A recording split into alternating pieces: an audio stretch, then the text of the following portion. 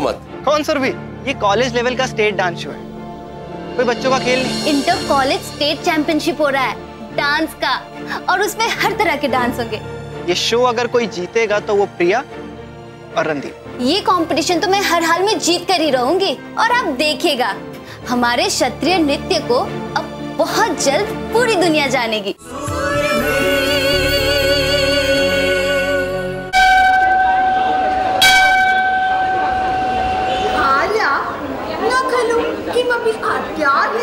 अंग्रेज को तबाह किया,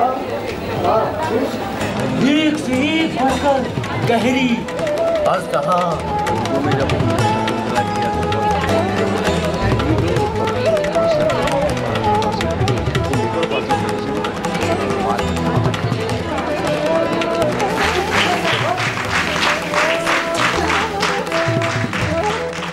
मुअज़्ज़िज़ नाज़रीन, हिंदुस्तान में थिएटर एक ऐसा मज़बूत मीडियम रहा है जिसका इस्तेमाल तकरीबन तमाम लोगों ने मुख्तलिफ शक्ल में किया है। ज़माने क़दीम से ही इसकी मुख्तलिफ शक्लें हिंदुस्तान में मौजूद रही हैं। 19वीं सदी के वस्त से लेकर अब तक जिस ज़बान में थिएटर ने काम किया है वो उर्दू है, लेकिन इसको वो मकाम नहीं मिल सका जिस पर इसका हक था। इन्हीं बातों को मद्देनज़र रखकर आपके सामने मैं हाजिर हुआ हूँ लेकर उर्दू थिएटर एक सफ़रनामा। इस सफ़र में हम उर्दू थिएटर की इब्तिदा से लेकर अब तक के सफ़र पर नज़र डालेंगे। ये देखेंगे कि किन मदारिज से होकर उर्दू थिएटर गुज़रा, इसने हिंदुस्तानी थिएटर को किस मकाम तक पहुंचाया। लेकिन इससे पहले ये मुनासिब मालूम होता है कि हम ये सब देख लें कि उर्दू थिएटर से पहले हिंदुस्तान में थिएटर की सूरत हाल क्या थी।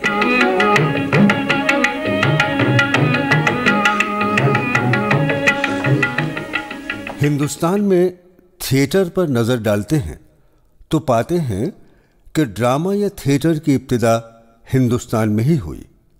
हाँ, कुछ लोग थिएटर की अव्वलियत का सेहरा यूनान के सर बांधते हैं, लेकिन यह मसला अभी तक हल नहीं हो सका है कि ड्रामा पहले यूनान में खेला गया या हिंदुस्तान में। ड्रामा पहले यूनान में खेला गया हो या हिंदुस्तान में, लेकिन इससे इनकार नहीं किया जा सकता कि इल्मी सतह पर जब भी बेहतरीन ड्रामे की फहरिस्त तैयार की जाती है तो उनमें कालिदास का नाटक शकुंतला का नाम जरूर आता है। अगर ड्रामे से मुताल्लिक उसूल और नजरियात की तरतीब पर गुफ्तगू करते हैं तो भरत मुनि के नाट्य शास्त्र को अव्वलियत का सेहरा हासिल होता है। इस तरह हमें यह मानना पड़ता है कि हिंदुस्तान में ड्रामे की रिवायत कदीम दौर से ही रही है।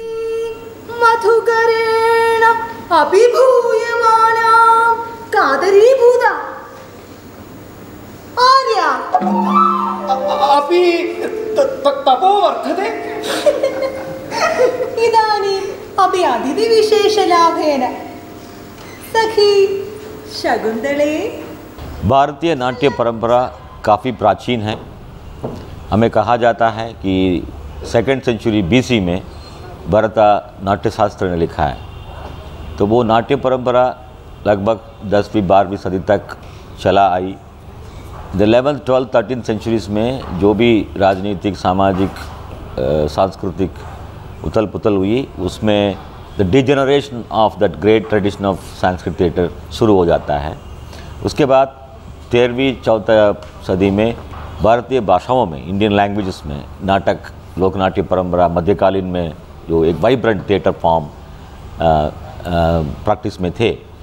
और अब हम लोग 18th सेंचुरी से लेकर we are influenced by the modern theatre traditions from the west. पश्चिम से जितने भी नाट्य सिद्धांत आया या द इंडिया में जो मॉडर्न डेवलपमेंट हुई, उसके साथ साथ बहुत सारे बदलाव थिएटर में आया। बट अनफॉर्चुनेटली संस्कृत भाषा में अध्ययन कम होता हो गया, इसलिए संस्कृत नाट्य परंपरा को एक तरह से आज़ादी के बाद हबीब तनवीर जैसे नाट्य निर्देशक, बीबी कारंत, हबीब तनवीर जैसे लोग फिर दोबारा अपना पारंपरिक नाट्य कला के ओर ध्यान दिया और एक तरह सा समकालीन समाज में संस्कृत नाट्यों को एक मीनिंगफुल प्रोडक्शंस कैसे बन सकते हैं, ये इन लोगों ने दोबारा नाट्यशास्त्र ट्रेडिशन में जाके वो प्रस्तुतियाँ तैयार किए हैं। महाभागं नार्हसि एवं वन्द्रयितुं तपोवन संवर्तित अनभिज्ञ अयं जनकैतवस्य तापसवृद्धे स्त्रीणाम् अशिक्षितपटुत्वा अमानुषीषु संदृश्यते। अनार्य आत्मनो हृदयानुमानेन प्रेक्ष्यसे। हमने देखा कि किस तरह कदीम दौर से लेकर अहदेवस्ता तक संस्कृत ड्रामों का बोलबाला रहा। ये रवायत दरमियान में मान ज़रूर पड़ी, लेकिन इसकी जड़ें लोक रवायतों में पेवस्त हो गई। इस दरमियान हिंदुस्तान के मुख्तलिफ इलाक़ों में मुख्तलिफ लोक रवायतों ने न सिर्फ आवाम के दिलों में घर कर लिया, बल्कि उनके इजहार का वसीला भी बना। इनमें से बाज़ रवायतों ने मजहबी जज्बात व अक़ीदत के इजहार की सूरत अख्तियार कर ली। हम जानते हैं कि ड्रामे की इब्तिदा मजहबी जज्बात के इजहार की गरज से हुई थी, लेकिन बाद में हर तरह के जज्बात और ख़यालात के इजहार का ज़रिया बना। यही वजह है कि रासलीला, रामलीला, छाव, अनकिया, भगत, जात्रा, यक्षगान वगैरह अकीदतन पेश किए जाने लगे।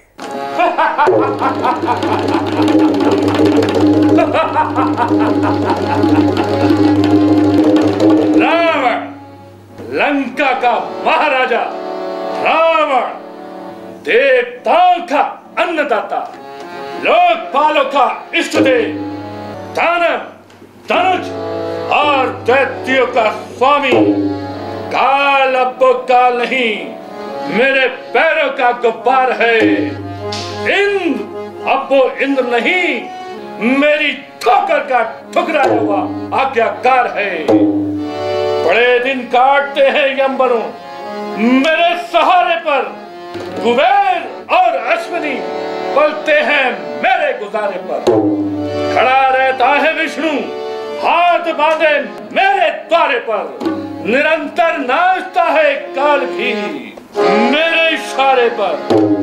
गुस्सा खड़ी भर जो मेरी आंखों में छा जाए, मही डोले हिले पर्वत सकल संसार थर्राए।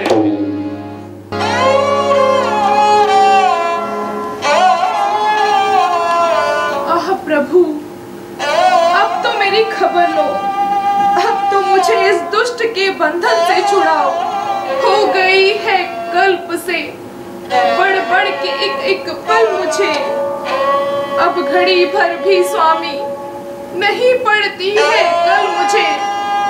क्या कहूँ, किससे कहूँ, सुनता है मेरी बात कौन? मृत्यु भी जब भागती है फिर निभाए साथ कौन? मृत्यु उतनी सरलता से नहीं मिलती सीते, तुझे अभी मेरे लिए और जीवित रहना है। नहीं कह सकता तेरे रूप में न जाने क्या आकर्षण है, जो दिन रात मेरे हृदय में तेरे प्रेम की ज्वाला दहकती रहती है आज तेरे ऊपर तन मन धन निछावर मेरा, तू मेरी होकर रहेगी कह रहा है मन मेरा। पापी दुष्ट, मैं तुझसे फिर कहती हूँ, मान ले कहना, ना हो तैयार अपने नाश पर, थूकता है किस लिए अज्ञानी तू आकाश पर। मूर्ख स्त्री, यह धर्मी छोड़ और मेरा कहा मान, मैं तुझे सब रानियों से ऊंचे स्थान दूंगा। पृथ्वी की कठोर छाती पर राम राम लिखने से कुछ नहीं होगा। उधर का ध्यान छोड़, मेरी तरफ देख, एक बार देख तो सही। नहीं देखेगी उस राम की रट नहीं छोड़ेगी, देखता हूँ तेरे राम को। अरे पापी, पैरों से प्रभु का नाम रौंद कर तू उनका अस्तित्व मिटा नहीं सकता। तू उनको देखने की बात करता है नराधम, तू उनके बाणों के आगे ठहर भी ना पाएगा। मूर्ख स्त्री, तू मेरा अपमान करती है, मैं तेरा सर अभी उड़ाता हूँ। शोक, महाशोक, लंका नरेश होकर ये अनुचित कार्य शोभा नहीं देता।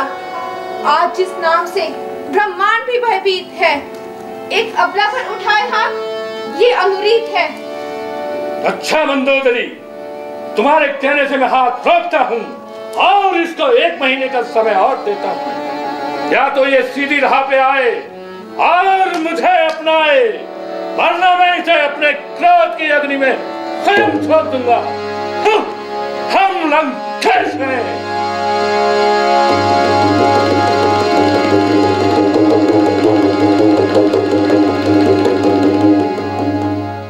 हमने देखा कि किस तरह लोक नाटकों के जरिए मजहबी जज्बात व अकीदत का इजहार किया गया। बाद में इन रवायतों ने न सिर्फ तफरीह का सामान मुहैया किया, बल्कि रोजी रोटी का जरिया भी बना। इन लोक नाटकों में भांड, नकल, नौटंकी, विदेसिया, तमाशा, भांड पाथर वगैरह ने तफरीह के साथ साथ मकासिद के इजहार का वसीला भी बना। इन नाटकों में मजाह के साथ साथ तंज का उन्सुर भी नुमाया होता है। लोक नाटक किस कदर पुरअसर होता है। इन नाटकों में हिस्सा लेने वाले फनकारों में ज्यादातर अदाकार जज्बाती होते हैं, तो कुछ फनकार सवाब हासिल करने के लिए उसमें हिस्सा लेते हैं। लोक नाटक खेलने वालों की कई मंडलियां ऐसी हैं जिनका पूरा खानदान इससे मुंसलिक है। देखो, ये भांड पत्थर जो है कश्मीर का सिर्फ वैली का एक लोक नाट्य है और ये बहुत हज़ारों साल पुराना कहते हैं। और इसके बारे में लिखा गया है, राजतरंगिनी में है, नीलमत पुराण में लिखा गया, और जितने भी उसके बाद मिडीवल पीरियड में शायर, बड़े बड़े शायर हुए, उन्होंने कहीं ना कहीं इसके बारे में ज़रूर लिख के रखा है, अपने पोएम्स में इसका जिक्र किया है, तारीफ़ की है। और ये शैली जो ओपन एयर होती है, वो मुक्त आकाशी होती है, और वहाँ पर आप देखेंगे कि वही पंचवाद्यम होगा, ढोल होगा, नगारा होगा, शहनाई होगी और एक झांझ होगा। ये जो बिल्कुल साउथ में भी आपको पंचवाद्यम मिलेगा। उसके अलावा इनकी जो स्पेस करने की होती है वो गाँव के किसी चौराहे पर या किसी दरगाह के उर्स के दिन होता है, या अगर फसल कटी है तो तब लोग जाएंगे, गांव में करते हैं। और इनको यजमानी जैसी होती है तो इनको बहुत सारी चीज़ें काइंड में मिलती हैं। हिंदुस्तान में संस्कृत ड्रामों ने एक लंबी पारी खेली। संस्कृत ड्रामों के जवाल के बाद लोक नाटकों ने मुख्तलिफ सूरत में, मुख्तलिफ ज़बानों में इसे तेज़ी से आगे बढ़ाने का काम किया, बल्कि एक कदम आगे बढ़कर समाज से बराह रास्त जोड़ने का काम भी किया। यही वजह है कि अब लोक नाटकों में समाज और सियासत दोनों को मौजू बनाया। लेकिन इसका मतलब हरगिज़ ये नहीं कि संस्कृत ड्रामों को सिरे से भुला दिया गया। संस्कृत में ड्रामा और थिएटर की बहुत मजबूत रिवायत रही है। संस्कृत जुबान में लिखे गए ड्रामों को न सिर्फ उस जमाने में मकबूलियत हासिल थी, बल्कि आज भी हिंदुस्तान की मुख्तलिफ जुबानों में उसके तराजीम खेले जाते हैं। दुनिया की तकरीबन तमाम तरक्की याफ्ता जुबानों में उसके तराजीम हो चुके हैं और ये सिलसिला हुलूस जारी है। जंगल जंगल मारे फिरो, उसके बाद पियो पेड़ों से आता हुआ बेस्वाद कड़वा गर्म पानी। इतने पर भी मेरा गम खत्म नहीं होता। चले गाल पर फोड़े की मार। गिजाले का पीछा करते करते राजा पहुंच गए शकुंतला नाम की हसीना की हुस्न की कैद में। उसको देखने के बाद वापस जाने का नाम ही नहीं लेता। शकुंतला के दीदार के बाद दिल को इस जंगल से रुखसत होने से सख्त इनकार। जिस्म आगे जाता है, दिल पीछे की ओर आता है और ये कदम आगे ही नहीं बढ़ते। हाथ में तीर कमान, दिल में हुस्न यार का जलवा, गले में फूलों की माला, ख्यालों में हुस्न जमाल की हाला। हाय कुछ ना कुछ तो है गड़बड़ झाला। इश्क ने हमें निकम्मा कर दिया, वरना बादशाह हम भी थे काम के। मसले यार मोहाल नहीं, फिर भी उसके दिल की हालत से अपने दिल को तसल्ली दे सकता। तमन्ना पूरी ना भी हो पर इतना तो मैं इत्मीनान के साथ कह सकता हूँ कि दोनों तरफ है आग बराबर लगी हुई। मोहब्बत की लवली चश्म दूसरी तरफ देखकर करती हुई, दरख्तों की आड़ में छुपकर कनखियों से देखना, निगाह मिलने पर अपने गिजाले चश्म को इधर उधर झपका लेना, अपने भारी गुलों के भार से मदमस्त रफ्ता रफ्ता खिलाम कर गई। देखिए, जिस तरह आबे खूब बहकर जमीन पर ही आता है, उसी तरह आप भी रफ्ता रफ्ता उस हसीना के झोपड़ के पास पहुंच गए हैं। ये क्या, वो दरख्त के नीचे वो मेहजबी लेटी हुई, मगर अफसोस अपने हमसायों से घिरी है।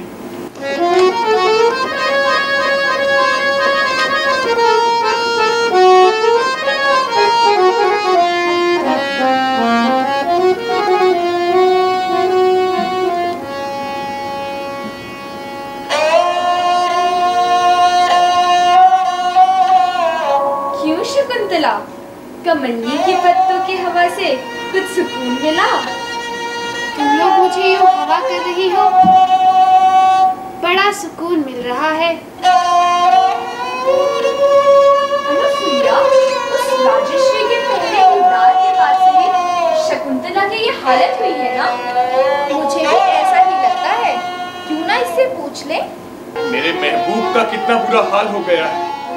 शकुंतला हम लोगों ने उर्दू में किया था, एक प्रोडक्शन उर्दू में किया, उसके बाद एक उसी को एक डांस ड्रामा जैसे हमने किया था कि नरेंद्र शर्मा के डायरेक्शन में, और वो हिंदी में था। तो दोनों प्रोडक्शंस हुए थे, उर्दू और हिंदी में। हाँ, उर्दू में जब हमने शकुंतला किया तो बहुत क्रिटिसिज्म आए, तो उर्दू में कैसे किया, आली जां, ऐसे इस तरह के टर्मिनोलॉजी इस्तेमाल हुआ करता था। तो एक ऋषि का आश्रम या एक जैसे शकुंतला की शादी होती है दुष्यंत के साथ, एक राजा, तो ये लोग कैसे उर्दू बोल, ये बात नहीं है। शकुंतला तो रशियन में भी हुआ है, अंग्रेज़ी में भी हुआ है, ऐसी बात नहीं है। किसी भी ज़बान में हम कर सकते हैं, तो उर्दू में क्यों नहीं कर रहे हैं? वो तो हमारी ज़बान है, हिंदुस्तान की ज़बान है। संस्कृत ड्रामे और लोक नाटकों ने मिलकर हिंदुस्तान की तहजीब व सकाफत की सूरत ही बदल दी। लोक नाटकों ने कई सतहों पर काम किया, यानी तफरीह, अक़ीदत व जज्बात का इजहार और रोज़ी रोटी का सामान मुहैया करना। दूसरे अल्फाज में ये कहा जा सकता है कि हिंदुस्तान में संस्कृत नाटकों के बाद जो खिला पैदा हुआ था उसे इन लोक नाटकों ने पूरा किया, और इन्हीं लोक नाटकों से तफरीह पाकर उर्दू ड्रामे की इब्तिदा हुई। ठान गंगा की ठाने जी, अरे हमारी एक न माने।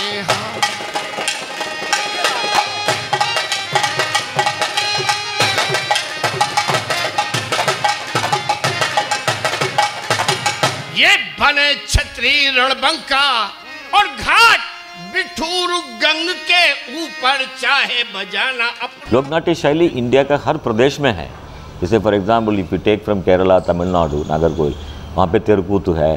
जो केरला में बहुत सारे ट्रेडिशनल थिएटर फॉर्म्स है। यक्षगान है कर्नाटक में, उड़ीसा में, सभी अप टू जम्मू कश्मीर, पतेर बाणपत्तर है जम्मू कश्मीर में। हर रीजन में एक बहुत स्ट्रॉन्ग लोकनाट्य परंपरा अब भी जीवित है। वो दिल्ली, बॉम्बे, कलकत्ता जैसे मेट्रोपॉलिटन टाउन में मिलेगा नहीं, क्योंकि वो दिल्ली, बॉम्बे, कलकत्ता, बेंगलुरु इंडिया नहीं है। इंडिया, असली इंडिया तो गांव में। वहाँ पे वो लोकनाट्य शैली अभी भी कायम है, अभी भी प्रैक्टिस किया जाता है और लोगों को जीवन के साथ जुड़े हुए हैं। कहीं हाल में जाके टिकट खरीदने वाली नहीं है, वो उनका लाइफस्टाइल में जुड़ा हुआ है, उनका रिचुअल्स, उनका रीति रिवाज के साथ है। तो हर रीजन में वो लोकनाट्य शैली अभी भी जीवित है। तो आइए अब हम उर्दू नाटक की इब्तिदा और इर्तिका पर नज़र डालते हैं। उर्दू ड्रामे के इब्तिदाई नुकूश हमें नवाब वाजिद अली शाह के यहाँ मिलते हैं। नवाब वाजिद अली शाह रक़्स और मौसीकी के न सिर्फ रसिया थे, बल्कि इन फ़नून का अच्छा खासा इल्म रखते थे। इस सिलसिले में उन्होंने अपनी किताब बनी में निहायत बारीक बीनी से लिखा है। उर्दू में ये पहली किताब है जिसमें ड्रामे और रक्स की पेशकश से मुताल्लिक उसूल व ज़वाबित तहरीर किए गए हैं। वाजिद अली शाह ने जब राधा कन्हैया का किस्सा पेश किया तो इस उसूल को वाज़ेह किया, जिसे बाद में किताबी सूरत में मटिया बुर्ज से शाये किया। वाजिद अली शाह के दौर में फ़नून लतीफ़ा, शेर व नग़मा और रक़्स व सुरूद को खासी अहमियत हासिल थी। नक्काली, लीलाएं, नौटंकी, स्वांग और इस्लामी नज़मों की मुख्तलिफ असनाफ स्टेज पर पेश किए जा रहे थे, तो दरबार में रक़्स व सुरूद की महफिलें आरास्ता हुआ करती थीं। माहिरीन फ़न और दूसरे फनकार दरबार में बाज़ाब्ता मुलाजिम हुआ करते थे। कहा जाता है कि रासलीला की महफिलें देखकर सुल्तान को ख्याल आया कि शाही रक़्स व नग़मा की मजालिस को भी इसी अंदाज पर आरास्ता किया जाए। चुनाचे उसी तर्ज पर गाने बजाने के जलसों में कृष्ण लीला की तमसील व अदाकारी भी राइज होने लगी। ज़रकार और लिबास की तैयारी पर लाखों रुपए सर्फ किए जाने लगे। उन मजालिस को बाकायदा स्टेज पर पेश किया जाने लगा और उसका नाम रहस्य रखा गया। ओ मोरी रानी महारानी राधा रानी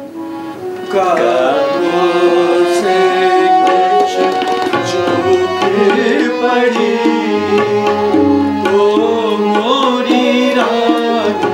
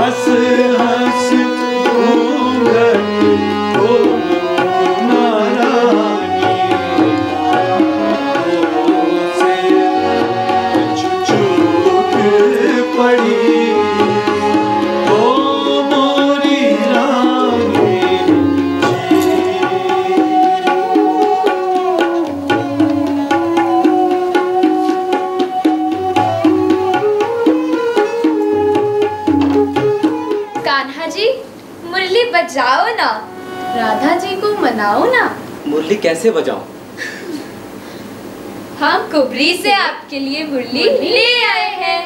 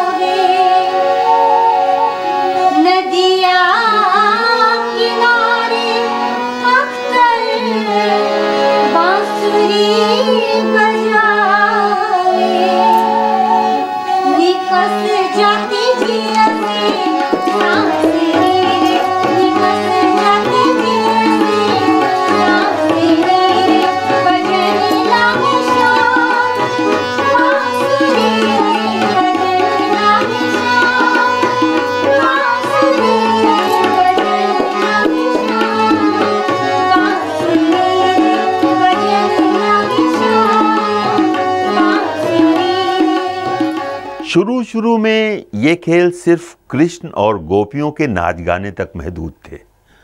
और रक्स के मुख्तलिफ अंदाज इसी रंग में पेश किए जाते। इन्हीं अंदाज़ों में एक 36 एजादी रास है। इसी तर्ज पर उन्होंने राधा कन्हैया का किस्सा लिखा। इसका एक हिस्सा लखनऊ में खेला गया और मुकम्मल सूरत में ज़माने असीरी में कलकत्ता के मटिया बुर्ज में पेश किया गया। नाज़रीन, कलकत्ता के मटिया बुर्ज में पेश किए गए ड्रामे में राधा कन्हैया का किस्सा की ख़ास बात यह है कि वाजिद अली शाह ने इसे मुकम्मल सूरत में ही नहीं पेश किया, बल्कि इसके लिबास और ज़ेबाइश को तैयार करते वक्त बंगाल को जहन में रखा। और यही वजह है कि इसमें न सिर्फ बंगाली लिबास का जिक्र किया गया है, बल्कि ज़ेवरात पर भी बंगाल का असर साफ साफ दिखता है। तो आज हम अपना सफ़र यहीं ख़त्म करते हैं। अगले एपिसोड में हम ड्रामा इंदर सभा और इससे मुतासिर होकर लिखी गई दूसरी सभाओं पर नज़र डालेंगे। खुदा हाफिज़।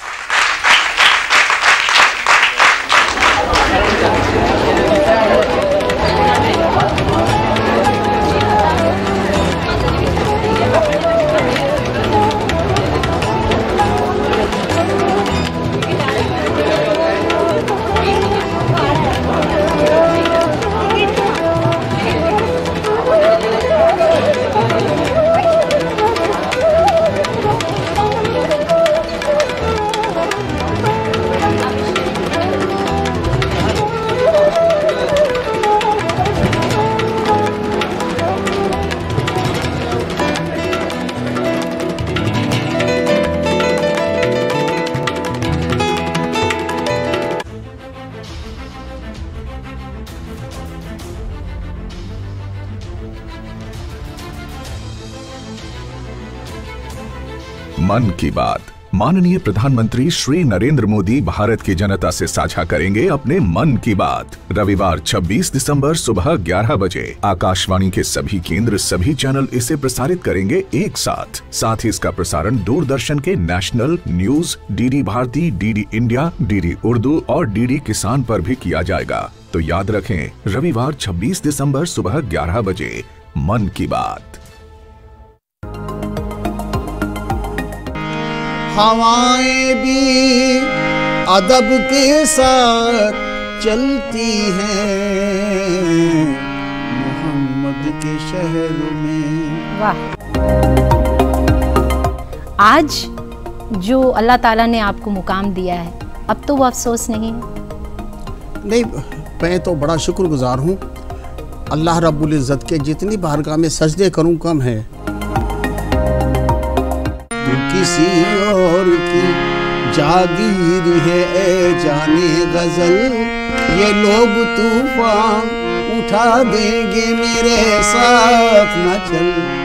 मशहूर व मारूफ कव्वाल हाजी असलम साबरी के साथ देखिए ये खास मुलाकात इस शनिवार रात 8:30 बजे और इतवार दोपहर 12:30 बजे सिर्फ डीडी उर्दू पर। शेर सुखन की ये महफिल उर्दू शायरी के चमन से चुने हुए खुशबुओं से लबरेज गुलाबों की महफिल। मखदूम को जितनी इज्जत हासिल से तहरीक के लोगों के दरमियान, शायरों के दरमियान, अदीबों के दरमियान उतनी इज्जत दूसरों को नहीं हासिल हो पाई। जिलों में चांदनी रातों का एहतमाम लिए। मैं अकेला ही चला था जानिबे मंजिल, मगर लोग साथ आते गए और कारवां बनता गया। उर्दू शायरी के, उर्दू तहकीक के, उर्दू तनकीद के, उर्दू फिक्शन के और तरक्की पसंद तहरीक के बड़े बड़े नाम पैदा हुए। लोगों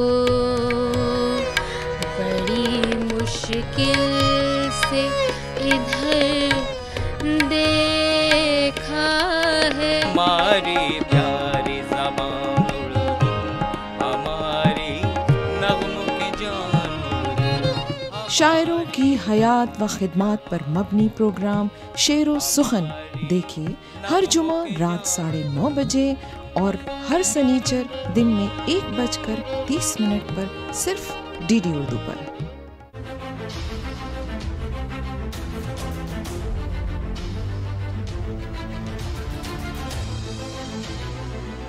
मन की बात। माननीय प्रधानमंत्री श्री नरेंद्र मोदी भारत की जनता से साझा करेंगे अपने मन की बात। रविवार 26 दिसंबर सुबह